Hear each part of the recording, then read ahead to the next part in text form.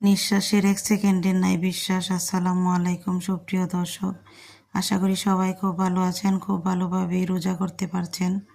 যারা আমরা এই পবিত্র মায়ের রমজান পেয়েছি তারা সবাই আলহামদুলিল্লাহ বলে আল্লাহর কাছে লাখ লাখ শুকরিয়া আদায় করি।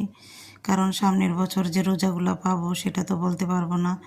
এই ধরেন গত বছর রোজাতে আমার বোন বেঁচে ছিল, স্বামী সন্তান নিয়ে রোজা করেছিল, ঈদ করেছিল, ঈদের আনন্দ বান্ধবীদের সাথে ভাগ করে নিয়েছিল। কিন্তু এইবার রমজান মাসে আমার বোন বেঁচে নেই। আল্লাহর কাছে দোয়া করি আল্লাহ আমার বোনের সমস্ত গুনাহ যেন ক্ষমা করে দেন, আমার বোনকে বেহেশতের উচ্চ মাকাম দান করেন।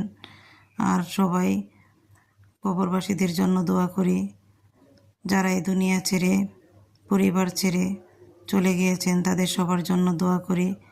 আমরা যত বেশি অন্যের জন্য দোয়া করব আল্লাহ তত বেশি আমাদের উপর রহমত বর্ষণ করবে। তাই রমজান মাসে সবাই আত্মীয় স্বজন, অনাত্মীয়, কবরবাসী, পৃথিবীতে যারা অসুস্থ আছে সবার জন্যই দোয়া করবেন। আর আল্লাহর কাছে লাখ লাখ শুকরিয়া আদায় করবেন যে আল্লাহ আমাদেরকে এখনও এই পৃথিবীতে বাঁচিয়ে রেখেছে।